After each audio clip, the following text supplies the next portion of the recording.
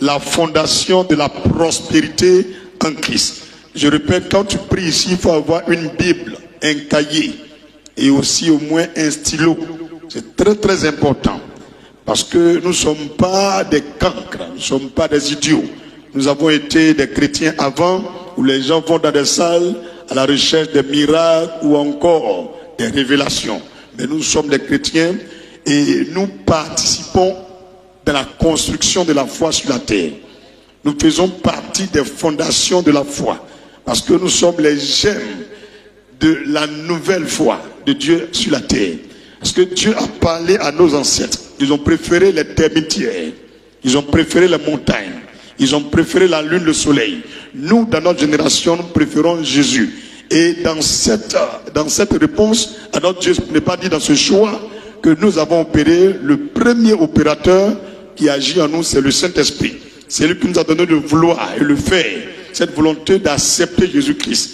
Et pour ce faire, nous sommes parmi les premières personnes dans cette génération ou encore dans le peuple noir à connaître Jésus-Christ. Parce que si nos ancêtres avaient connu Jésus-Christ, je vous assure que le niveau de l'Afrique ne serait pas là. Vous remarquez les peuples d'Afrique où Jésus n'est pas annoncé, les gens souffrent. Les villages où il n'y a pas d'église, c'est la sorcellerie. Les quartiers où il n'y a pas d'évangile, frère, tu vois les poteaux, il n'y a même pas goudron. Mais là où il y a des églises, là où on parle de Jésus, les quartiers changent. L'église, c'est la lumière de Dieu sur terre. L'église, c'est la lumière de Dieu sur terre. Les chrétiens forment l'église. Un seul chrétien dans un quartier est comme un comprimé que Dieu dépose dans ce quartier pour chasser les ténèbres. Dis Amen. C'est très important d'impacter sa génération. Que Dieu fasse de toi un germe de l'esprit dans ta génération. Alléluia. Gloire à Jésus. Je vous salue au nom de Jésus. Bienvenue à notre merveilleux culte de vendredi, spécialement pour les enseignements. On est là pour écrire, réfléchir, méditer sur la parole, lire la Bible et puis poser des questions. Nous ne sommes pas là pour autre chose. Tous les vendredis, nous venons pour connaître la parole de Dieu. Nous venons découvrir des ministères. Nous venons saisir des révélations. Alléluia. Alléluia. La fondation de la prospérité en Christ. La fondation de la prospérité en Christ. S'il y en existe plusieurs, moi Dieu m'a donné seulement qu'une seule fondation. Alléluia. La fondation de la prospérité en Christ. Grand 1, définition. Grand 1, définition. A, la fondation. Grand 1, définition. A, la fondation. La fondation. C'est-à-dire, en venant le vendredi ici, tu vas comprendre français même. Dis-moi, un type of way. Il y a un type of way. Ou bien, moi, tu vas comprendre français. Un type of way.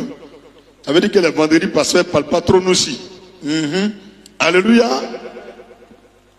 La fondation de la prospérité en Christ. Grand 1, définition. A. Petit a, la fondation. Que veut dire une fondation? La fondation, c'est ce qui permet à une chose de tenir. C'est ce qui permet à une chose de tenir. Tu es chrétien, mais est-ce que tu tiens? Tu ne tiens pas. Si tout de suite on te dit, ah, on a besoin de 2 millions, urgemment. Tu as vu, ta chrétienté s'arrête là. Mais on va croiser un franc-maçon, on dit on veut 2 millions, il sourit même. Il dit c'est tout. Tu vois, sa foi vient de parler comme ça. Donc nous, on ne peut pas accepter ça. Comment les gens qui ne prient pas Dieu, ils sont plus prospères que ceux qui prient Dieu. Il dit c'est pas normal. La fondation, c'est ce qui permet à quelque chose de tenir. C'est la base de toute chose. La fondation, c'est la base de toute chose. C'est ce qui soutient. C'est ce qui soutient. La fondation, c'est ce qui soutient. Étant chrétien, qu'est-ce qui te soutient? Quelle est ta force? En connaissant cette fondation, tu verras que tu peux aller loin dans la foi chrétienne. Dans ce monde, tu peux aller très très loin. Amen. La fondation, c'est ce qui soutient. C'est ce qui soutient le chrétien. C'est ce qui soutient tes affaires, ton commerce. C'est cette chose-là qui te soutient. On fait tout, mais tu n'arrives pas à tomber. Alléluia. Jean chapitre 17, verset 24. Jean 17, verset 24. Alléluia. Mais je vais lire Matthieu 7, verset 22 au verset 25. Matthieu 7, verset 22 au verset 25. Mais vous pouvez prendre Jean 17, verset 24. Matthieu 7, verset 22 au verset 25. Si tu as trouvé ta parole avant moi, tu dis Amen et tu lis. Matthieu 7, verset 22 au verset 25. Plusieurs me diront en ce jour-là, Seigneur, Seigneur, n'avons-nous pas prophétisé par ton nom, n'avons-nous pas chassé des démons par ton nom, et n'avons-nous pas fait beaucoup de miracles par ton nom? Frère, c'est pas de ça il s'agit. On va voir si Jésus est dans ça. Les miracles là, on va faire, on fait. Mais il dit la fondation. Je suis venu parler de la fondation. C'est-à-dire, une maison peut avoir des fenêtres, c'est important. Une porte, c'est important. Mais fondation, ce qui permet de tenir, c'est ça que je viens de te montrer. Alors je leur dirai ouvertement, je ne vous ai jamais connu. Retirez-vous de moi, vous qui commettez l'iniquité. C'est pourquoi quiconque entend ces paroles que je dis et les met en pratique sera semblable à un homme prudent qui a bâti sa maison sur le roc, qui a bâti sa vie chrétienne sur le roc, qui a bâti son commerce sur le roc, qui a bâti son foyer sur le roc. La pluie est tombée, les torrents sont venus, les vents ont soufflé et se sont jetés contre cette maison. Elle n'est point tombée parce qu'elle était fondée sur le roc. Elle était fondée sur le roc. Dit la fondation. C'est ce qui permet de tenir. Quelle est la fondation de tout ce que tu fais? Il y a des gens qui ont un fétiche au village. Il y a des gens qui ont un babadji dans leur poche. Qu'est-ce que toi tu as comme secret? Alléluia. Alléluia. Donc tu connais maintenant ce qu'est une fondation? B, petit b. La prospérité.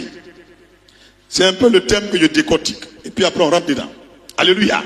Petit b, la prospérité. Que veut dire la prospérité? La prospérité, c'est l'heureux état. C'est l'heureux état. H-E-U-R-E-U-X. C'est l'heureux état, soit des affaires générales ou des affaires particulières.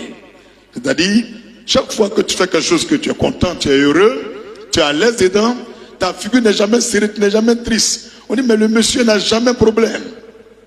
Parce que tout ce qu'il fait prospère. Même les enfants, il est à l'aise. Même il a envie de faire encore. On dit, mais nous, on a un seulement. On ne veut plus faire. Mais lui, il a 50. Et il veut faire encore. On dit, mais comment il fait? Frère, le monsieur là connaît la fondation. Connaît le secret. Alléluia. Alléluia.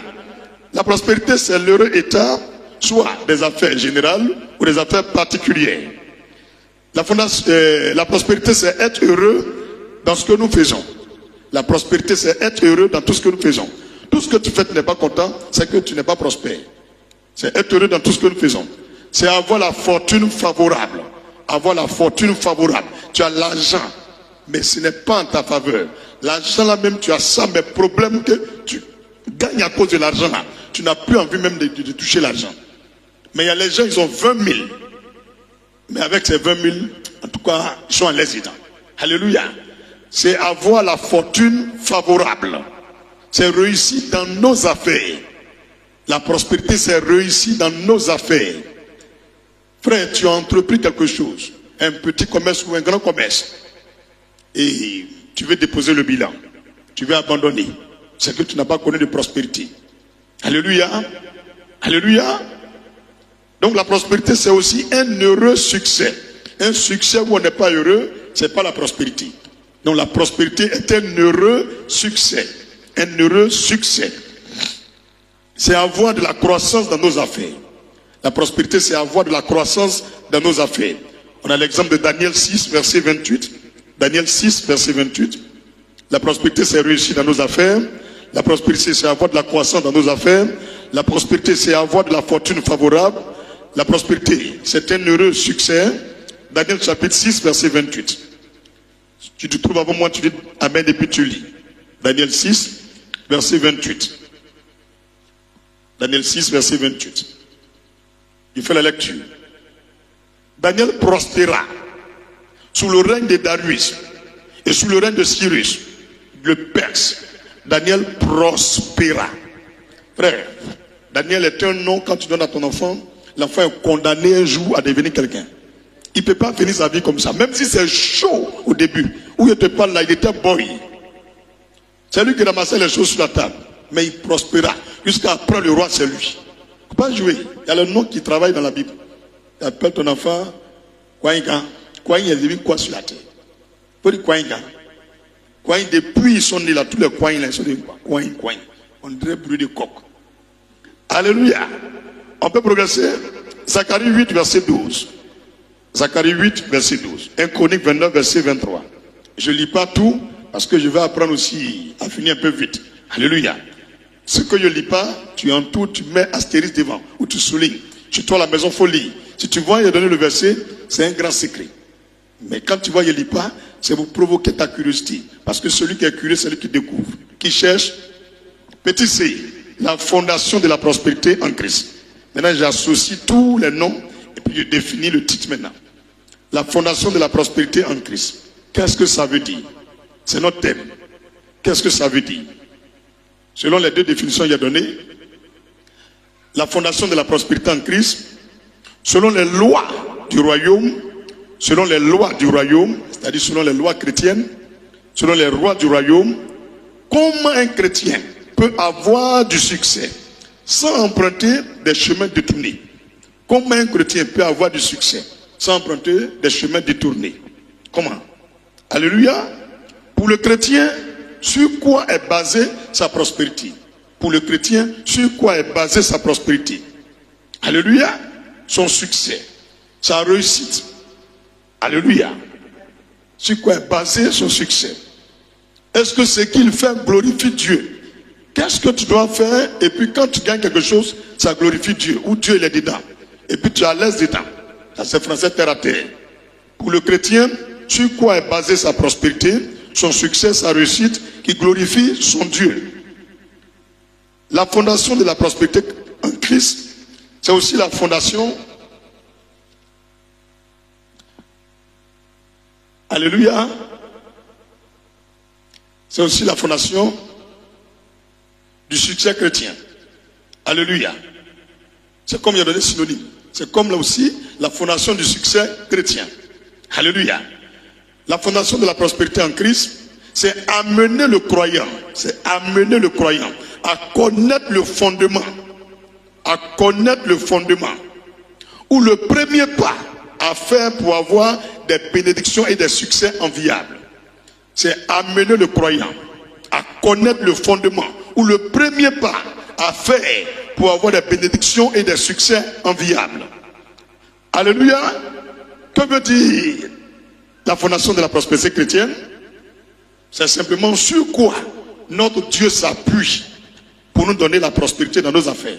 C'est sur quoi Dieu s'appuie pour te donner la prospérité dans tes affaires. C'est sur quoi? Si tu vois, je suis rapide, il faut enregistrer. Alléluia. La fondation de la prospérité chrétienne. Alléluia. C'est quel chemin un homme doit emprunter? C'est quel chemin un homme doit emprunter? Alléluia. Pour connaître l'excellence sur la terre. Pour connaître l'excellence sur la terre.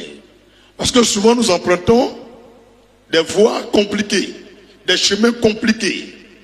On est chrétien, mais on prend des chemins compliqués, des chemins tordus pour aller au succès.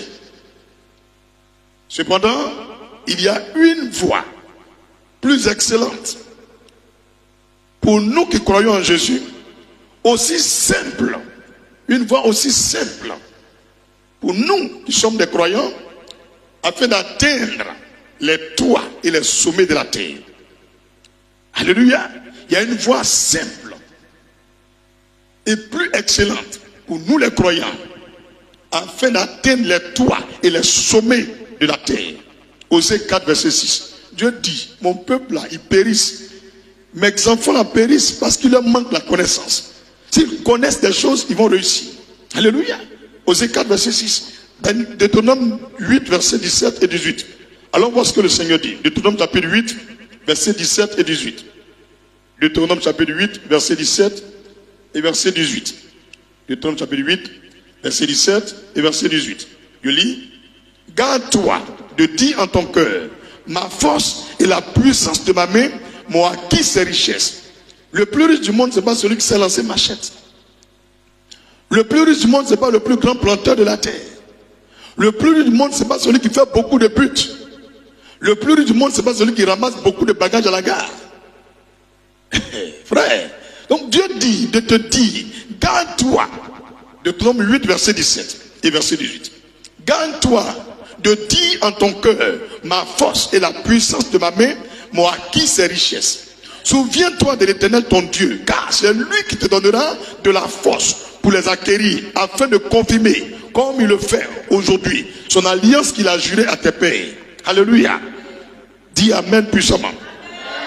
1 Roi 2, verset 3. Vérifions la parole de Dieu. Quand je donne un verset, ayez l'habitude de prendre votre Bible et de vérifier. Parce que parmi nous les pasteurs, plein sont des menteurs. Ils ont donné des versets. J'ai fouillé, j'ai lu ma Bible. J'ai pas vu le verset. C'est des menteurs. Plein. Donc il faut vérifier. Si tu ne vois pas, tu dis pasteur, ça là c'est faux. Et puis moi maintenant, je dois chercher pour te dire la vérité. Si je ne vois pas moi-même là, je quitte ici, je me fais chant. Alléluia. Parce que ma place n'est pas ici. Un menteur ne doit pas prêcher. Alléluia. Et vous écrivez sur moi. Il faut vérifier. Trop de menteurs parmi les pasteurs. Tu les vois à la télévision, beaucoup de fidèles derrière eux. Tiens, moi il n'y a pas ça. Quand ils donnent le verset, ils regardent. Quand ils donnent le verset, c'est là je prends pour savoir s'il ment ou bien il dit la vérité. Toi, tu as quitté là-bas avec ça pour nous donner. Et puis tout ce que tu as dit est fou. Moi, j'ai écouté encore ta vidéo. À longtemps, tu es bloqué. Il y a mis ton nom parmi les faux pasteurs. Aïe, tu joues à moi. Un verset, c'est faux. Deuxième, c'est faux. Troisième, c'est faux. Tout ce que tu as prêché, c'est faux alors. On dit prêche bien, mais tout ce qu'il a dit est faux. Alléluia. 1 Roi 2, verset 3. Observe le commandement de l'Éternel, ton Dieu, en marchant dans ses voies et en gardant ses lois, ses ordonnances, ses jugements et ses préceptes, selon ce qui est écrit dans la loi de Moïse, afin que tu réussisses dans tout ce que tu feras. C'est pas fini, hein? Et partout où tu te tourneras. Peu importe le lieu où tu vas habiter, peu importe le lieu où tu vas faire tes affaires, peu importe le lieu où tu vas faire ton commerce, peu importe le lieu où tu vas faire ton ministère, le Seigneur dit partout où tu vas tourner, tu vas réussir. C'est pas Bobo qui est le frein. C'est pas Bramakote qui est le frein. C'est pas au village qui est le frein. C'est pas le campement qui est le frein. Mais pour réussir, le Seigneur dit il faut observer ça. Loi qui est dans la Bible, là, il faut connaître et puis il faut respecter ça. Si tu respectes ça, il dit tu auras du succès dans tout ce que tu feras. Et tu réussiras partout où tu vas te tourner. Tu as compris? On dit on fait ça, ça ne marche pas.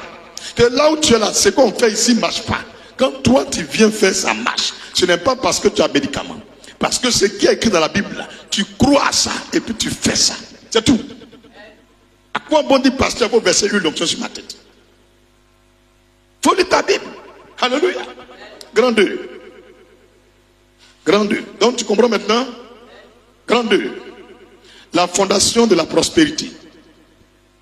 La fondation de la prospérité. Grand 2. La fondation de la prospérité. On a l'exemple de Joseph en Genèse 39, verset 2 au verset 5. Genèse chapitre 39, verset 2 au verset 5. Genèse chapitre 39, verset 2 au verset 5. La fondation de la prospérité, grand 2. Genèse chapitre 39, verset 2 au verset 5. Verset 2 au verset 5. L'Éternel fut avec lui, et la prospérité l'accompagna. Il habitait dans la maison de son maître, l'Égyptien. Son maître vit que l'Éternel était avec lui, et que l'Éternel faisait prospérer entre ses mains tout ce qu'il entreprenait. Tout ce que Joseph faisait, ça marchait. Quand il lit le verset 1, ils l'ont vendu, il était esclave. Il était pick and boy. L'autre dont je viens de dire, il a prospéré. Il est devenu grand. Après le roi, c'était lui là. Lui, il était esclave. Boy. Mais lui là, ils l'ont vendu. Sa famille est partie le vendre. Ta maman peut te vendre à un génie, à un pygmée, à un fétiche. Toi, tu ne sais pas. Tous les jours, te poursuivent la rêve. Quand tu fais les rêves, tu te retrouves dans la maison de ton papa. Frère, il te dit la vérité, il est sorcier. Faut me regarder ici. Toujours tu fais un rêve, tu es chez ton papa. C'est un sorcier. Toujours tu fais un rêve, tu es chez ta grand-mère. Elle est sorcière. Elle a lié ton âme à la maison. Tu ne peux pas partir quelque part. Tu tournes jusqu'à là-bas, tu finis. Tu tournes quand là-bas, tu finis. Faut dire, je refuse de retourner en arrière. Ma vie sont des pas de progrès. Ce sont des pas de progrès qui caractérisent ma vie. Jamais je vais repartir derrière. Ça, c'est pas normal, hein? Alléluia. On peut lire quelques versets encore pour suivre, mais on va lire le verset 5. Genèse 39. Dès que Potiphar lui établit sur sa maison, c'est pas Potiphar qui a béni. Hein? Il a embauché quelqu'un. Bénédiction qui est sur la personne là. Ça fait avancer tout ce que le monsieur fait. Je lis le verset pour que tu comprennes. Et tu vas arrêter d'être esclave des gens. Dès que Potiphar l'eut établi sur sa maison et sur tout ce qu'il possédait, l'Éternel bénit la maison de l'Égyptien. On n'a pas de la maison de Joseph. À cause de Joseph. Et la bénédiction de l'Éternel fut sur tout ce qu'il lui appartenait. Soit à la maison, soit au champ. Tu as entendu? Le fait qu'il vienne de prendre quelqu'un pour mettre parmi ses ouvriers. Il y a une personne parmi vous qui a une bénédiction extraordinaire. Le Seigneur dit, c'est l'œuvre de tes mains, je bénis. Ce que tu fais, c'est ça, Dieu regarde pour bénir. Et tu ne veux rien faire. Tu veux toujours faire servante. Tu veux toujours travailler pour les gens. Le Seigneur dit, quand Joseph est rentré, bénédiction là, de Joseph là, c'est bénédiction des milliardaires. Mais comme il n'est pas prêt pour faire pour lui-même, c'est pour travailler pour quelqu'un, toute bénédiction est partie pour la personne. Tu as compris maintenant? Quand le juif va s'en rendre compte, il va devenir premier ministre. Dans l'histoire de ce monsieur, il est premier ministre après. Qui l'a rendu premier ministre? C'est Dieu. On dit Dieu est avec lui. Dieu est avec toi. Tu ne peux pas prendre part à ce culte si Dieu n'est pas avec toi. Tu ne peux pas écouter ce message si Dieu n'est pas avec toi. Est-ce que tu m'as bien entendu? Tu ne peux pas, même si tu ne voulais pas venir, le Seigneur t'attire ici. Tu ne peux pas résister à la volonté du Seigneur. Alléluia. Qui donne la prospérité? C'est l'Éternel. Ésaïe 45, verset 7, 8, 9 et 14. Ésaïe chapitre 45, verset 7, 8, 9 et 14. C'est pour dire, je ne vais pas lire tous les détails. Je vais apprendre à finir un peu vite. Ésaïe 45, verset 7, 8, 9 et 14. Je forme la lumière et je crée les ténèbres. Je donne la prospérité et je crée l'adversité. Moi, l'Éternel, je fais toutes ces choses. Tu as entendu? Les gens qui font que tu n'avances pas, il dit c'est lui qui les a créés. Il peut couper leur vie, il peut mettre fin à leur vie, il peut mourir tout de suite. Tout peut s'arrêter. Il dit c'est lui qui crée quoi? Alléluia. La lumière. Et c'est lui aussi qui a créé les ténèbres. La nuit, là, c'est Dieu qui a créé. La journée, c'est lui qui a créé. Il dit, c'est moi qui donne la prospérité et je crée aussi l'adversité. Il dit que tu dois devenir prospère, mais il crée des gens aussi pour attaquer ton argent, pour attaquer ton commerce, pour attaquer ton voyage. C'est Dieu qui les a créés. Les gens qui t'attaquent, là, Dieu les connaît. Au lieu de t'accrocher à Dieu, tu vas chercher à savoir, Seigneur, qu'est-ce qu'il doit faire Pierre réussir? Tu es là en train de pleurer. Tu expliques ton problème aux gens. Les gens que tu expliques là, c'est les sorciers. Depuis que tu les expliques là, ils ont fait quoi pour toi? Il y a un Yako. Lui qui me dit Yako, je vais comprendre. Verset de Yako, tu as vu ici, ça me va me montrer. Il faut dire, je ne veux pas faire pitié. Je ne veux pas faire pitié. Je suis un sujet d'envie pour ma génération. Tous les gens qui vont te croire doivent t'envier. Ésaïe 45, verset 8. Que les cieux répandent d'en haut et que les nuées laissent couler la justice. Que la terre s'ouvre et que le salut y fructifie. Et qu'il en sorte à la fois la délivrance. Moi, l'Éternel, j'ai créé ces choses. Verset 9. Malheur à qui conteste avec son Créateur. Et les gens qui se plaignent souvent. Pourquoi Dieu m'a fait comme ça? Il dit malheur à toi. À part d'aujourd'hui, il ne faut plus te plaindre. Il ne faut plus te plaindre. Seigneur, pourquoi je suis comme ça? Il te dit aujourd'hui. Il te montre des secrets simples. Tu vas pas pratiquer. Il dit malheur à qui conteste avec son Créateur. Vase parmi des vases de terre. L'argile dit-elle à celui qui la façonne. Que fais-tu quand tu es en train de fabriquer poupée? Est-ce que poupée peut s'arrêter pour dire pourquoi tu me fais comme ça? Mais pourquoi nous, Dieu nous a créés, on se plaint? Il y a les gens, mais je ne veux plus le nez que Dieu leur a donné, ils se vont enlever et puis ils font un nouveau nez. Il y a les gens, ils ne veulent plus faire ce que Dieu leur a donné, ils mettent dedans, ça sort vaillai. Il y a les gens, laissent tomber, ils ne veulent plus ça là, ils se vont soulever ça. On va arriver au ciel. Il n'y a pas un parmi eux qui a rentré au paradis. Wallahi billahi. Dis à tes dos, mais où, mais quoi, mais où, mais quoi fait-nous, mais quoi si dans nous? Ben vraiment. Mon mère, tu as compris? Tu vois quelqu'un, nous tous on la connaît au quartier, elle est noire. Et c'est dans elle est métisse. Elle ne peut pas rentrer au paradis. Wallahi. Tu as compris? Comment pouvez-vous plaindre de Dieu? Il y a les garçons, mais ils se plaignent, mon kiki est petit. Qui t'a donné kiki là? Si c'est petit, tu vas trouver femme plus elle est petit. À chaque bouche, sa cuillère. Et ils ont compris le message là maintenant. L'argile dit-elle à celui qui la façonne, que fais-tu? Et ton œuvre, il n'a point de main. Il n'a point de main. Alléluia. Oh, dis avec moi, oh, laissons Dieu faire ce qu'il veut faire. Verset 14. Ainsi parle l'Éternel. Il faut écouter. Les gains de l'Égypte. Elle dit que les féticheurs, les mystiques, les francs-maçons, les marabouts, l'argent tu vois sur internet, sur les réseaux sociaux. Le Seigneur dit tout l'argent que les gens prennent médicaments pour chercher là. Tu entends non?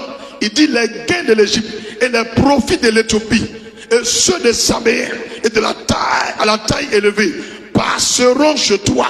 Tu as entendu? Tout l'argent tu vois là, les gens qui prennent le médicament pour chercher l'argent là. Il dit toi tu es chrétien, tu respectes ce qu'il dit. L'argent là il va envoyer chez toi. Moi quand il lit la Bible là, mais il ne peut pas croire encore au diable. Il dit l'argent là, c'est moins donné, mais il est prêt de donner. Toi tu n'as même pas mis de canaries. Tu as te réveillé matin, tu as besoin. Et puis tu es là, tu dis pasteur là, il y a son numéro, mais il y a ça encore. Il y a donné au moins 2 fois tu vas conduire. Dis pasteur, tu parles de quoi même? Moi, il parle de miracle. Il dit, passeront chez toi et seront à toi. Ces peuples marcheront à ta suite. Les gens qui ont pris médicaments, les gens qui ont pris pistolet pour aller voler, il dit tôt ou tard, c'est toi qui es devant et puis ils te suivent. C'est écrit ou c'est pas écrit? Ils passeront enchaînés, ils se prosterneront devant toi et te diront en suppliant. C'est auprès de toi seulement que se trouve Dieu. Ils vont reconnaître que c'est toi seul qui as Dieu. Alléluia. Il n'y a point d'autre Dieu que lui. Tu as compris? Actuellement là, ils sont contents. Ils ont les babadis, ils ont les gris-gris. Là, on sort. Elle a pris des médicaments. Elle a fait chameau aux gens. Donne guerre. Ma petite, pris seulement. Pris seulement. Le diable ne peut pas garder là longtemps. Il a bombe percée. Dis-moi, Satan, bombe percée. Le monsieur, la première fois, il a entendu le mot pressé, pressé, là, dans la Bible, là. C'était sur Satan. Le Seigneur dit, il a précipité. Il a toujours pressé, pressé. Nous, on n'est pas pressé. On va doucement. Souvent, vous dites dans vos langages en Côte d'Ivoire ici, lui qui est trop pressé, là, Dieu enlève pour lui au feu. Pour donner, non. Quelque chose qui est au feu, là, c'est pas bien cuit. Et puis, c'est chaud. Tu es capable de verser. Dis-moi, Seigneur, il y a temps. Je suis prêt, hein? Mais il y a tant ton temps. Allez, tu donnes-moi, donne-moi. C'est bien sûr, non. Il faut me donner de façon démesurée. Dis là, tu vas me donner de façon démesurée. Une richesse extravagante. On va capter quelque chose avec un chien. Même les toubabous, les plaies, vont payer bien l'avion pour venir regarder mon rôle. Ils vont dire, ah, son Dieu est prêt. Quand on parle, on dit non, les chrétiens, ils ont bouche. Mais si on n'a pas bouche, on n'a pas voir. Il dit au commencement, c'était quoi? C'est-à-dire au commencement, c'était la bouche. Voilà. Ma fille, il faut parler. Dis Seigneur, je tchatche en ta gloire. Pour ta gloire, c'est pourquoi il tchatche. Alléluia. Dis, on peut avancer. Plus fort, on peut avancer. 3 Jean, chapitre 1, verset 2. 3 Jean, chapitre 1, verset 2. Souvent, quand on voit quelqu'un a l'argent, les gens sont jaloux de lui. Non, il a un médicament encore. Non, lui là, c'est un médicament, il fait. Veuillez laisser les gens. Qu'est-ce que Dieu dit dans la Bible? On regarde un pauvre. On regarde devenir quoi? Des boys, des gardiens. Tu es en train de travailler dans l'usine de quelqu'un depuis le matin, quand le soir, on te paye 2000 par jour. Lui, il est couché à la maison, il vient à 10 h, il s'en va à 15 h. Il a les millions. Il faut dire, je refuse ça. Je renverse la situation. C'est moi, je suis le boss.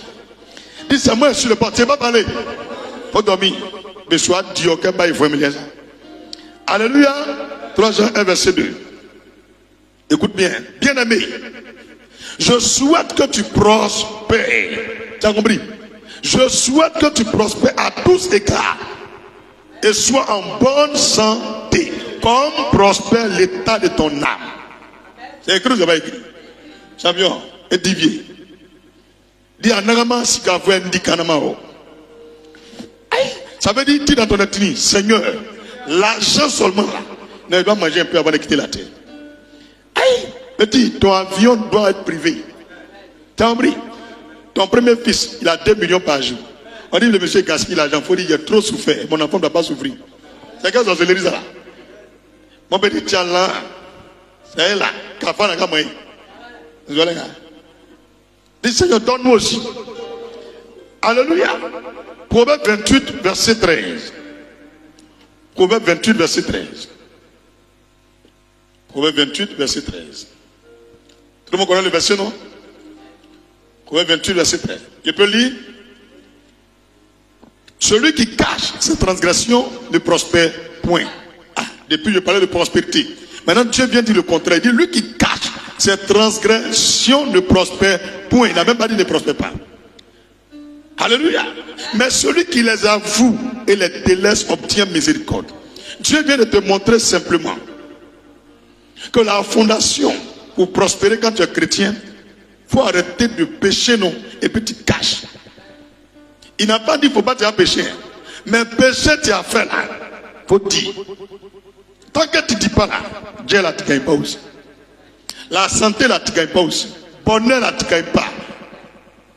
Tu as compris? C'est compliqué ça là. Est-ce que c'est compliqué? Voilà la solution là qu'il a. Il dit, je veux que vous prospériez.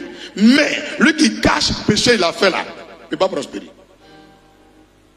Frère, il ne faut pas, on va chercher autre signification. Il dit, lui, il a péché, il n'y a pas de problème. Mais il cache, il n'est pas prêt pour dire ce qu'il a fait. On dit qu'il a volé l'argent, et ce n'est pas moi. Le Seigneur dit, toi, tu as tapé pour tout. Tu as galéré, mais propre. Tu as compris maintenant? Je peux continuer. On a assis, hein. Souvent, il y a les gens, ils pètent. Malgré la climatisée, l'odeur est dangereuse. Attends, on dit qui a pété. Amen. Il ne parle pas. Amen. Quand tu le regardes, il ne ressemble pas à quelqu'un qui peut péter en classe. Ni à l'école, ni à l'église, ni au quartier même. Mais c'est le vieux père qui a pété. Si le vieux père lève sa main pour dire, pasteur, vous m'excusez, c'est moi qui ai pété, tout ce qu'il fait va marcher. Mais depuis il a caché là, c'est fini. Le diable se saisit de ça, tout ce qu'il va faire, ça ne marche pas. Parce que quand on te dit ce que tu caches là, ça ne te fait pas prospérer là. Tu penses que c'est forcément un très grand péché. C'est tout ce que tu caches. Alléluia. Tu as couché à la femme de quelqu'un. Champion, il faut avouer. Il faut demander pardon, champion. Hey, je ne sais pas, c'est quel démon qui est en toi. Pour dire la vérité, c'est difficile comme ça. Et puis tu veux l'argent de Dieu. Dieu dit, moi mon Dieu là, je donne à lui qui dit la vérité. Qu'il n'y a pas de quoi quelqu'un va pécher, hein, parce qu'on ne peut pas vivre sans péché. Ça c'est inévitable. Mais si tu as péché là, il faut avouer ce que tu as fait. Tout quelqu'un, il faut dire menteuse. Et puis la plupart des menteuses, elles ne grossissent pas. Attachement des minces. Et vous avez loupé. Alléluia. Alléluia. Donc, si on peut faire un petit résumé avant de continuer. Dieu agit dans la vie d'un homme s'il est prêt à reconnaître ses erreurs. S'il est prêt à reconnaître ses erreurs. Et puis demande pardon. Et puis il arrête. Dieu dit, va gagner tout. Il faut écouter bien verset là. Verset 13 de Proverbe 28 là. Il n'a pas dit, si tu pêches encore après, tu n'as pas prospéré. Il dit, si tu veux obtenir miséricorde, c'est-à-dire le pardon là, tu avoues et puis tu arrêtes. Là, tu obtiens sa miséricorde. Mais pour prospérer là, tous les jours tu avoues, tu prospères. C'est quoi qui est difficile? Un verset simple. On sait que tu as boire encore. Mais quand tu as fini de boire, le pasteur, hier là, il a bu, hein, il a pris 2 bières. Le fait que tu as dit là, quand tu fais quelque chose, ça marche. Maintenant, si tu veux obtenir la miséricorde de Dieu, tu ne bois plus. Ça fait 2 grandes bénédictions. Mais si tu as dit à l'homme de Dieu, quand tu fais quelque chose, ça marche. Mais tu as fini de boire, tu n'as pas dit. Tu bois encore, tu ne dis pas. Tu bois encore, tu ne dis pas. L'homme de Dieu me vient dire, Dieu me montre que tu bois. Il dit, je ne bois pas. Lui là, toute sa vie, c'est pour tout. C'est le jour où il va venir m'a dire, homme de Dieu, vous vous rappelez en 2023, le Seigneur vous a révélé que je buvais. En tout cas, je reconnais que je bois. Le même instant, il a dit ça là. Toutes les portes qui étaient fermées s'ouvrent. Est-ce que ça là, c'est un médicament en frotte? Mais pourquoi nous les chrétiens, pour dire la vérité là, c'est dur comme ça? Pourquoi pour dire la vérité, c'est dur comme ça? Même souvent tu les attrapes, mais dans sauce graine, ils ont volé l'escargot. C'est rouge. Mais il dit, je jure, c'est pas moi. Il dit, il faut couper mon doigt. C'est pas moi. Il dit, il faut couper mon doigt. Alléluia. On peut progresser. Grand 3. C'est le dernier point. Grand 3.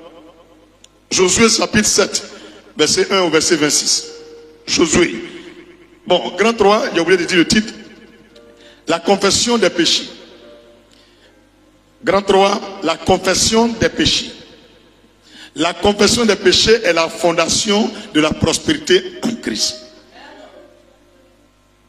Josué chapitre 7, verset 1 à 26. Il s'agit de quelqu'un que Dieu lui a promis qu'il ne va jamais connaître la défaite. Josué 1, verset 5. Il dit, tant que tu vivras, nul ne tiendra devant toi. Parmi tous les gens qui existent, à lui seul Dieu a dit ça. Josué. Après Moïse, c'était lui. Dieu lui a dit, tant que tu vas vivre, tant que tu respires, nul ne tiendra devant toi. Même le plus grand prophète vient devant toi, il le fera pour toi. Ah! Mais il allait taper pour tout. Ils sont allés faire la guerre, ils ont perdu. Ils sont repartis encore, ils ont perdu. Il dit, non, moi je ne peux pas partir comme ça encore. Elle se met à genoux. Il a enlevé ses habits, il a commencé à jeûner. Prier, il a appelé tous les anciens, les pasteurs. Il dit, venez prier. Ils ont prié. Les mama, Ibrahim Satan. Ainsi parle l'Éternel. Dieu dit, Josué, je vois que tu m'aimes. Toi, tu n'as pas péché. Tu n'as rien fait. Mais parmi vous, il y a quelqu'un, il s'appelle Akan. Il s'appelle Akan. C'est lui qui a péché. Il a volé. Il a dissimulé ce qu'il a pris. Il a cassé sa chambre. Et il a creusé un trou dans sa chambre. Il a enterré ce qu'il a pris là. Et il a refermé le ciment. Il a mis son lit dessus. Et c'est à cause de ça, vous ne pouvez pas prospérer. Vous ne pouvez pas avoir de victoire. Vous ne pouvez pas avancer. Parce que les gens avec qui tu dors, il y a un qui pêche. Et quand il pêche, quand on dit c'est toi, il dit c'est pas lui. Tu es dans la même maison avec quelqu'un. Même si c'est ton oncle, il fait la connerie quand on demande, c'est pas lui. Je vous assure, tant que tu vis dans la maison là, tu ne peux pas avancer. Celui-là, il est le bébé de Dieu. Josué, il marche avec Moïse. Moïse lui a délégué l'onction qui était sur lui. Mais il fait tout, il tape pour tout. Toi, tu n'as même pas le même niveau que Josué. Tu dors dans la même maison avec une soeur. Elle a 5 gars. Elle bloque toi aussi tes potes. Il te dit aujourd'hui, le Seigneur dit sortez du milieu d'eux. Maintenant si c'est toi qui payes la maison, il dit séparez-vous d'eux. Tu mets la personne dehors. Il te dit aujourd'hui, tu vis sous même toi et quelqu'un. Elle pratique la sorcellerie. Ça bloque aux portes. Tu as bien compris? La nuit pendant qu'on dort, elle sort de son corps, elle va se promener bien bien. Tu remarques depuis quelque temps tout est bloqué. Pour commencer à remarquer qui est nouveau dans la maison là-bas. Alléluia. Il faut mettre le feu. L'eau que vous buvez là, il faut prendre une pincée de sel. Il dit, Seigneur, ce sel que je mets dans l'eau, que ce soit ton sang, une bombe dans le ventre des sorciers. Je m'appuie sur 2 Rois 2, verset 19 au verset 22. Quand je mets dans l'eau là, tout sorcier qui va puiser l'eau, il va boire. Il ne faut pas y avoir une semaine ici. Et t'assure, ils vont fuir tous. Ils vont y aller. Mais on dit, Obébola. Tu as compris? Il ne faut plus laisser quelqu'un va bloquer ta vie. Tu vis avec un homme, il couche à une femme, il vient, il couche avec toi, il bloque tes potes. Alléluia. Tu es fâché contre ton mari, tu ne dis pas, et tu parles dans ta gorge, ça bloque tout dans la maison. Le Seigneur, il faut avouer. Il faut te libérer. Et les gens, à force de garder les choses dans leur cœur, sont confiés en des crapauds. Dans la douche, tu penses qu'elle fait adoration. Mais pas. C'est pas bon. Faut dire la vérité. Lumière Rachel. Faut dire disons la vérité. Yagelolo. Faut dire confessons la vérité. Et c'est là que Dieu prend plaisir. On a un autre qui s'appelle Anania. Acte chapitre 5, verset 1 à 11. Il s'appelle Anania. Il avait sa femme. On va lire pour que. Bon, c'est long. Acte chapitre 5, verset 1 au verset 11. Lui, il est parmi les premiers chrétiens. Quand Jésus est mort et qu'il est parti au paradis, Anania était quelqu'un qui aimait Dieu. Et il avait une femme. Ils avaient de l'argent. Mais l'église primitive, les premières églises manquaient de moyens. Les gens priaient dans les roches, dans les rochers, dans les lieux reculés, les déserts. Donc, pour avancer dans l'œuvre de Dieu, d'autres vendaient leur terrain, même leur maison. Et ils envoyaient l'argent aux chrétiens, aux pasteurs. Et l'argent là, on prenait pour faire avancer le ministère. Et un jour, il y a un monsieur qui s'appelle Anania. Il a sa femme, elle s'appelle Saphira. Acte chapitre 5, verset 1 à 11. Ils sont venus prendre engagement dans l'église. Engagement. Dis avec moi, engagement. Que homme de Dieu, on veut soutenir l'œuvre de Dieu. On a un terrain, on s'en vend. Lui qui veut acheter, il a dit 5 millions. Les gens ont acclamé. Donc l'église attend 5 millions. que le monsieur et sa femme ont envoyé le lendemain. Ils sont allés vendre. Quand ils sont arrivés, ils ont eu un nouveau client. Le nouveau client lui dit quel est le prix. Et ils ont dit 10 millions. Il dit je prends. Le premier il a dit 5 millions. Ils ont gagné un nouveau client, 10 millions ils ont pris. C'est leur commerce, hein, c'est pas un péché. Tu peux vendre ta chaussure à 5 000, si l'autre vend pour lui à 2 000, c'est son problème. C'est que chacun dit son prix, c'est commerce.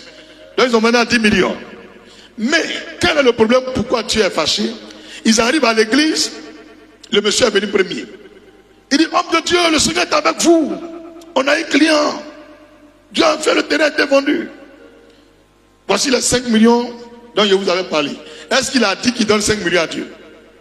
Il dit, je m'en vais vendre notre terrain. Ce que ça va coûter là, homme de Dieu, on va donner à l'église. C'est ce qu'il a dit.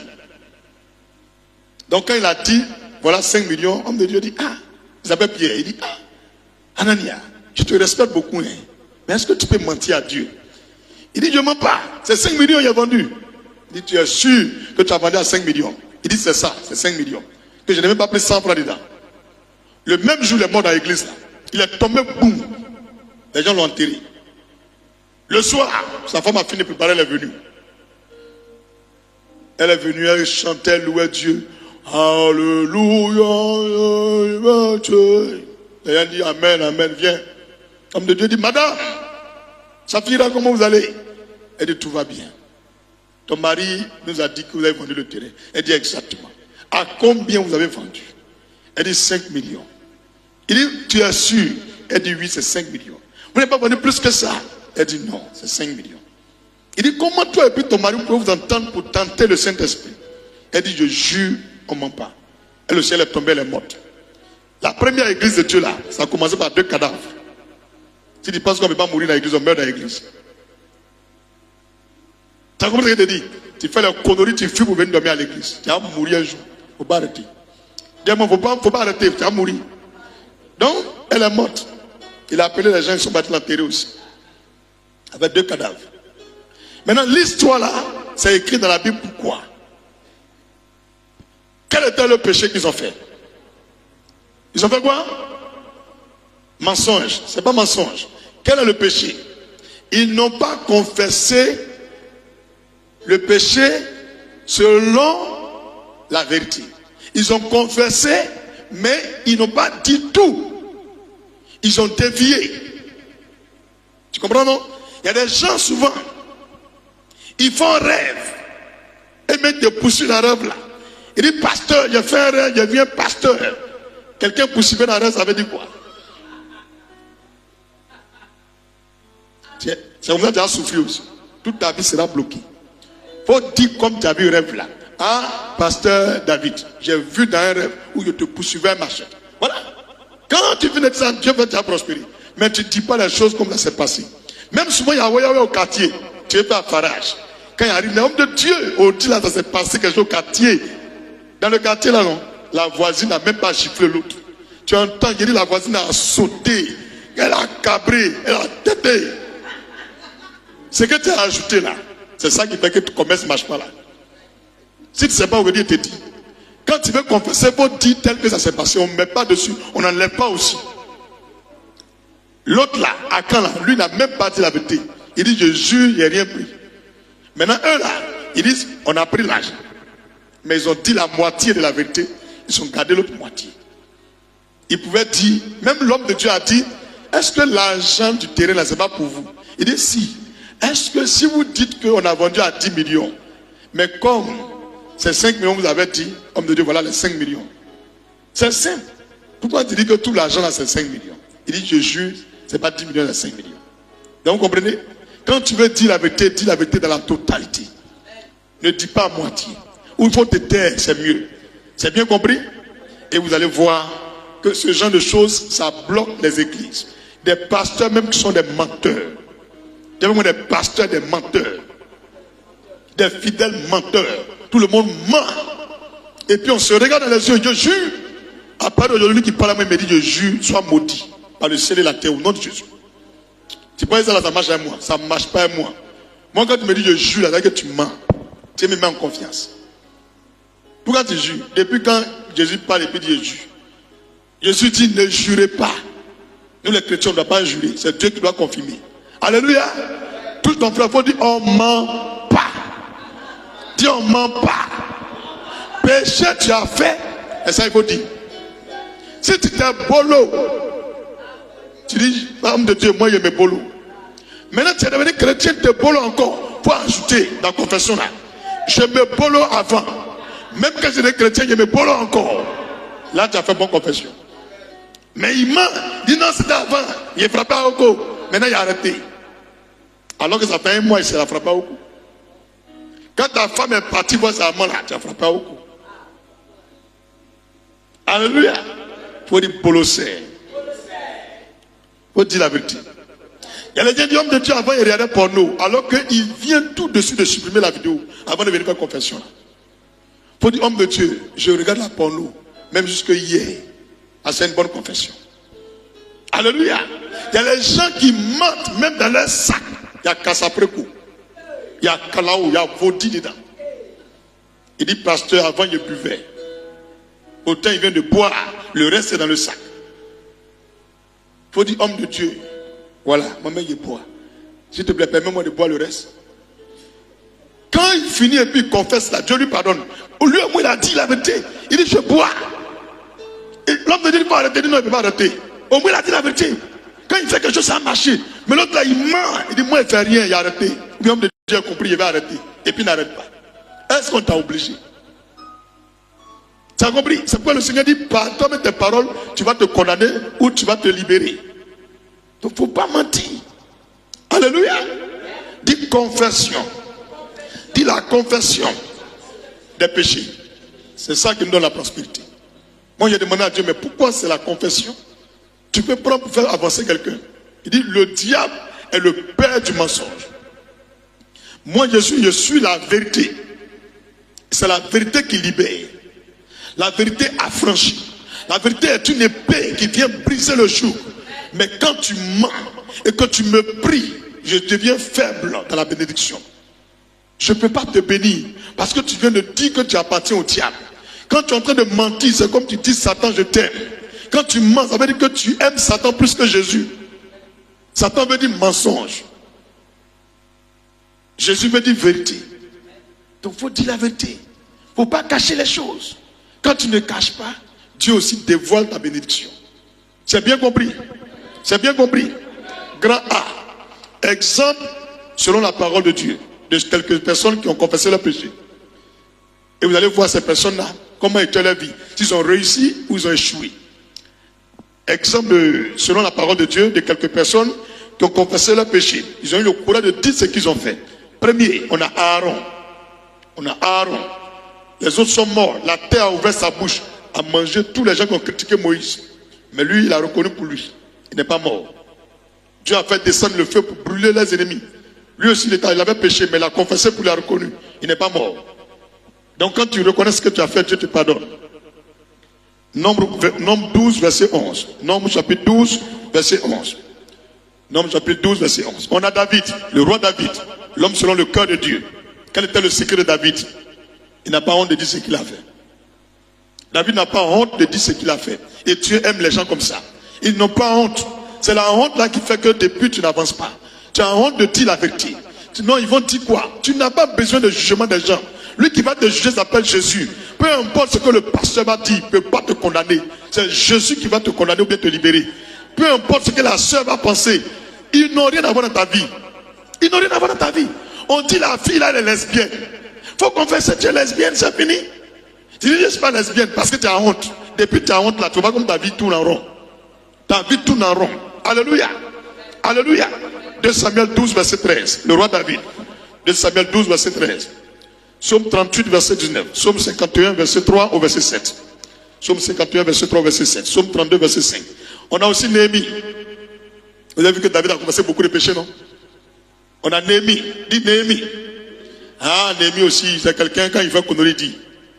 Il n'y a pas de Néhémie forcément qui est ici. Hein? Je ne sais pas si les deux sont la même chose. Alléluia. C'est coïncidence ou bien? On a Néhémie, c'est quelqu'un qui pêche, mais il ne cache pas ses péchés. Néhémie chapitre 1, verset 6 et verset 7. Néhémie 1, verset 6 et 7. On a Esaïe, celui à qui Dieu a donné la révélation de l'accouchement de Jésus. par une vierge. Il dit la vérité. Quand il fait une erreur, il demande pardon à Dieu. Jusqu'à Dieu lui a donné la plus grande prophétie. Tu veux voir les plus grands secrets, ce qui va arriver, ce qui se passe dans ta famille. Il faut dire la vérité. Ésaïe 6, verset 5. Ésaïe 6, verset 5. Grand B. Dans le grand 3. B.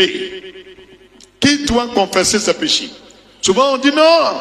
Est-ce qu'on doit confesser les péchés? Frère, qui doit confesser ses péchés? C'est qui? Première personne qui doit confesser son péché, c'est le pécheur individuellement. Quand tu pêches là, de façon individuelle, chacun doit se lever pour aller à l'église, pour aller dire ce qu'il a fait. De façon individuelle. Ce n'est pas forcément en boying. Chacun a péché. Donc, première personne, de façon individuelle. Donc, tu écris le pécheur individuellement. Le pécheur individuellement. Lévitique 5, verset 5. Lévitique 5, verset 5. Matthieu 6, 12. Il va lire Matthieu 6, 12. Lévitique 5, verset 5. Matthieu 6, verset 12. Matthieu 6, 12. Pardonne-nous nos offenses, comme nous aussi nous pardonnons à ceux qui nous ont offensés. Tu vois?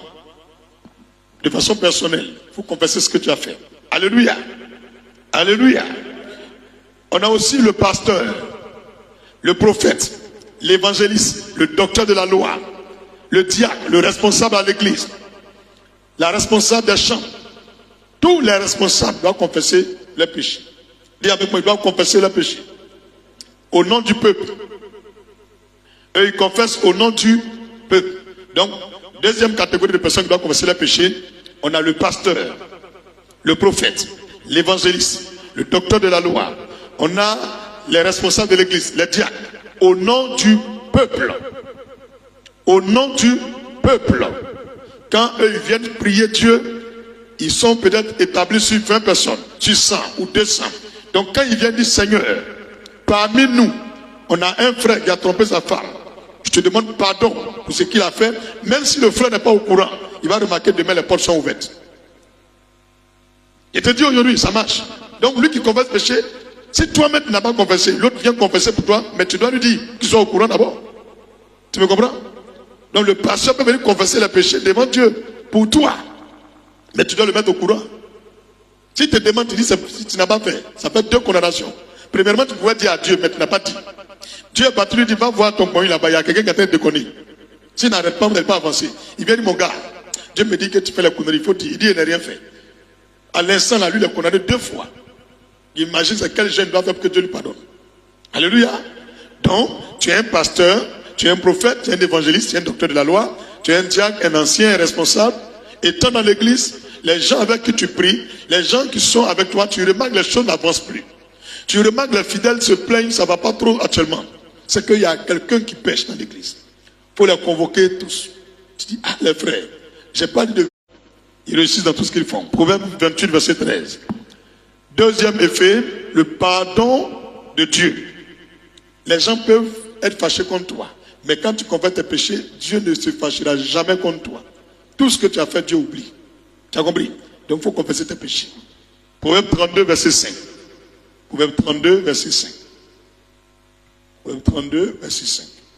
Non, Psaume 32, verset 5. Proverbe là, ça finit au chapitre 31. Psaume 32, verset 5. Et puis il n'y a même pas quelqu'un qui me dit, pasteur, c'est pas Proverbe 32. Si moi-même je ne connaissais pas là, j'étais foutu.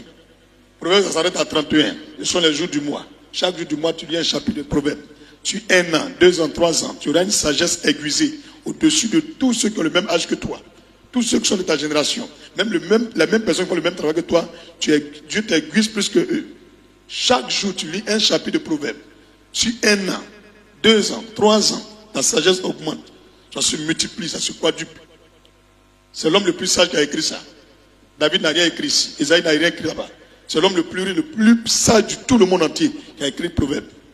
Donc quand tu lis, c'est pourquoi il y a 31 chapitres. Chaque jour, quand on dit le premier, tu lis chapitre 1. Le 2, tu lis chapitre 2. Tu t'habitues à ça.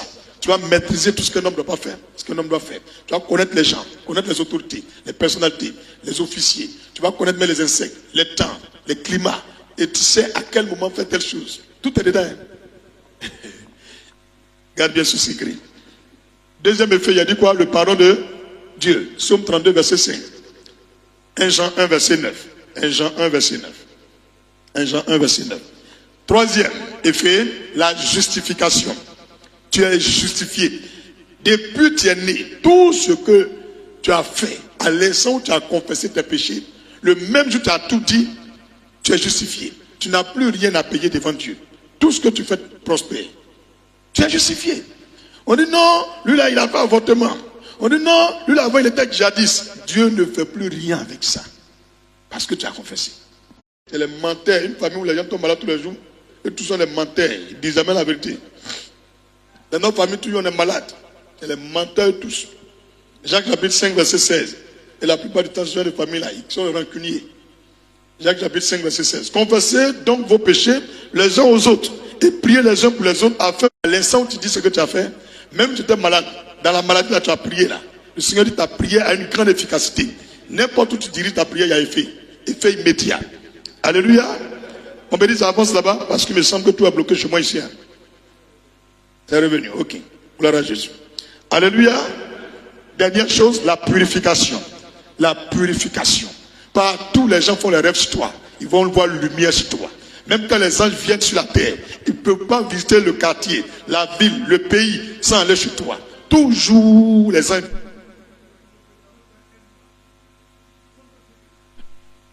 Sans que tu te parles, tu es purifié. Tu es comme Dieu sur la terre. En fait, il n'y a rien en toi qui est mauvais. Il faut que tu te dises aujourd'hui, quand tu confesses tes péchés là, tu es purifié. Il n'y a rien qu'on peut prendre pour te condamner. Faut-il la vérité seulement? 1 Jean 1, verset 9. Je vais te montrer, et puis à partir d'aujourd'hui, tu vas utiliser la confession de tes péchés comme une nouvelle force devant l'adversité. Partout tu iras, tu dis, ah, il sait qu'il y a Esaïe hier, il demande pardon maintenant, il m'a expliqué ce qu'il a fait. 1 Jean 1, verset 9. Si nous confessons nos péchés, il est fidèle et juste pour nous les pardonner et pour nous purifier de toute iniquité. Tu as bien compris? Pour nous purifier de toute iniquité. Pour nous purifier de toute iniquité. Toute iniquité. Peu importe tout ce que tu as fait avant. Tu tuais poulet pour adorer caillou. Il dit tu es purifié de tout. Toute personne qui va parler mal de toi, il y aura un problème avec Dieu. Mais il faut confesser. Il faut confesser. Tu ne peux pas dire la vérité aux gens.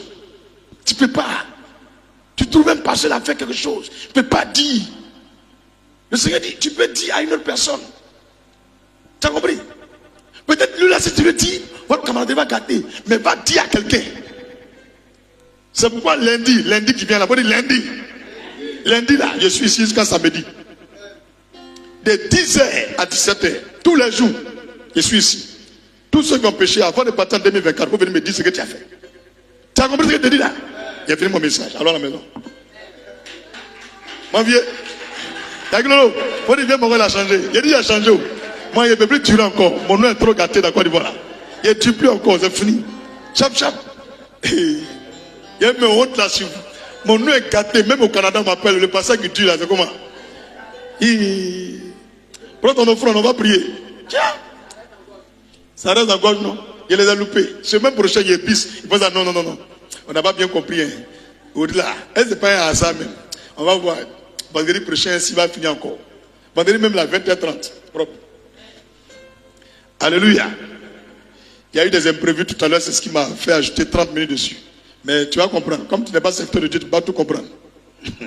Quand ton offrande lève la vers le ciel, dit Seigneur Jésus-Christ, j'ai entendu le message sur la fondation de la prospérité en Christ. C'est simplement la confession de mes péchés. Par cette offrande, je te demande pardon. Chaque fois que je n'ai pas avoué mon péché, j'ai caché mon péché. J'ai même juré que ce n'est pas moi ou que je n'ai pas fait. Par cette offrande, je condamne l'accusateur. Je condamne l'œil du diable et la langue de la vipère. Au nom de Jésus, à partir d'aujourd'hui, je prends la décision de dire tout ce que j'ai fait jusqu'à mon dernier jour sur la terre, jusqu'à mon retour dans ton paradis. Je ne cacherai plus mes transgressions. Je les avoue et je les délaisse. Je reçois 7 fois la prospérité du roi David. 7 fois la prospérité de Néhémie. 7 fois la prospérité de Aaron. 7 fois la prospérité de Daniel. 7 fois la prospérité de Salomon, à la gloire du Père, du du Fils et du Saint-Esprit. Je scelle l'Esprit de Dieu sur ma vie, dans le sang de Jésus. Plus jamais je vais attrister le Saint-Esprit. Ma force, c'est la vérité. Ma force, c'est la vérité. Je ne serai jamais rancunier. Je libère mon cœur. Plus jamais je garderai les choses dans mon cœur. Père, c'est pour toi que j'ai pris cette décision. Par cette offrande, donne-moi la mesure de grâce qui accompagne ce culte. Au nom de Jésus-Christ. Dis Amen puissamment. Donnez à Dieu ce qui est à Dieu. Donnez à César ce qui est à César. Donnez à Dieu ce qui est à Dieu. Donnez à César ce qui est à César. Il faut donner à Dieu ce qui est à Dieu. Donnez à César ce qui est à César. Donnez à Dieu ce qui est à Dieu. Donnez à César ce qui est à César. Donnez à Dieu ce qui est à Dieu. Donnez à César ce qui est à César. Amen. Tiens-toi debout.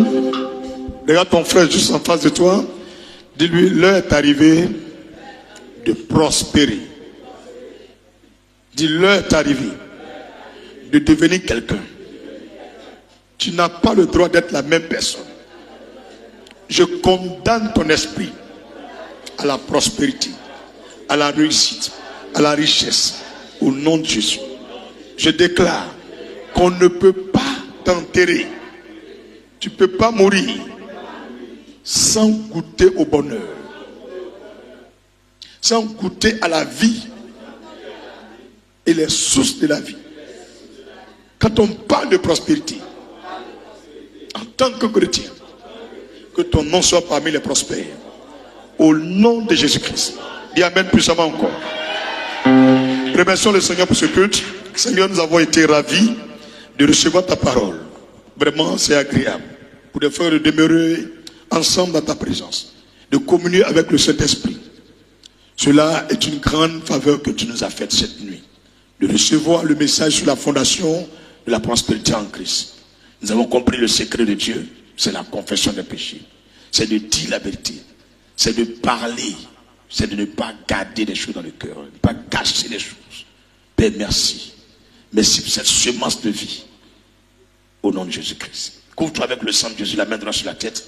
Si tu ne sais pas prier, tu dis, répète avec moi, Seigneur Jésus-Christ, je me tiens dans ton sang. Et par la vertu du manteau, du sang de Jésus-Christ, je me déclare couvert, invisible, inaccessible, indomptable, inflexible, même indisponible devant le retour des démons, devant les flèches de mes ennemis, devant toute forme de tentation, au nom de Jésus-Christ. Dis Amen puissamment. Alléluia. Mets dans la main forme le lien d'amour. Si tu es en ligne, tu lèves la main droite vers l'écran de ton téléphone. Chante avec moi. Nous sommes un dans un lien d'amour.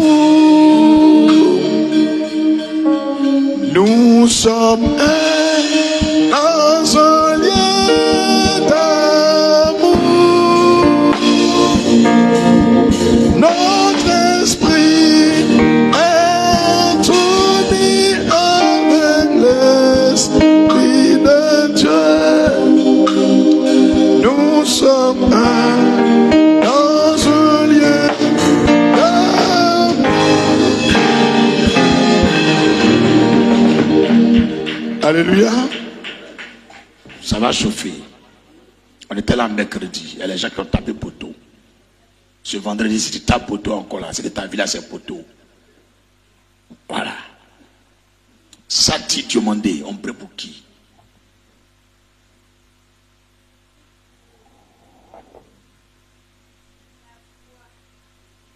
Laissez-la parler. Et Dieu, on prie pour la foi. On prie pour l'onction. Que Dieu donne l'onction à. Que tu dises ça, il dit, les autres n'entendent pas en ligne. Et oui, c'est fini.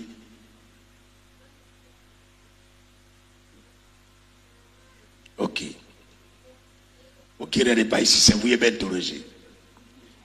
Si tu me regardes que tu ne souris pas aussi, que tu ne connais pas. Lumière en chaîne. On prie pour qui? Regarde, calme-toi d'abord. T'es avec Cathy pour la non. Elle ne sait pas où elle va commencer. On prie pour qui? On proclame, on déclare une semaine d'onction. Dieu visite la terre et qu'ils ne rentrent pas dans ce dimanche sans voir des miracles dans leur vie. Prions au nom de Jésus. Seigneur, nous déclarons par l'autorité de la parole de foi, en Matthieu 18, verset 18, une semaine d'onction sur toute la surface de la terre, sur tout le monde entier, sur tout le globe terrestre, sur les océans. Père, nous proclamons une semaine d'onction pour tous les croyants et les non-croyants. Nous proclamons une semaine d'onction de telle enseigne que aucun homme, aucune femme, aucun chrétien n'atteigne ce dimanche sans voir ta gloire, sans voir ta manifestation, sans y avoir une rencontre miraculeuse au nom de Jésus-Christ. Dis amen puissamment. Terminons par le psaume 23. L'Éternel est mon berger, je ne manquerai de rien. Il me fait reposer dans de verts pâturages, il me dirige près des eaux paisibles, il restaure mon âme. Il me conduit dans les sentiers de la justice à cause de son nom. Quand je marche dans la vallée de l'homme de la mort, je n'ai craint aucun mal quand tu es avec moi. Ta houlette et ton bâton me rassurent. Tu dresses devant moi une table en face de mes adversaires. Tu pointes ma tête et ma coupe de botte. Oui, le bonheur et la grâce m'accompagneront tous les jours de ma vie et j'habiterai dans la maison d'Éternel jusqu'à la fin de mes jours. Au nom de Jésus-Christ, amen. Bon retour chez vous. Que le Dieu qui a pourvu aux besoins d'Isaac, pourvoir vos besoins jusqu'à ce dimanche et même au-delà. Au nom de Jésus-Christ. Excellente nuit à vous. Shalom.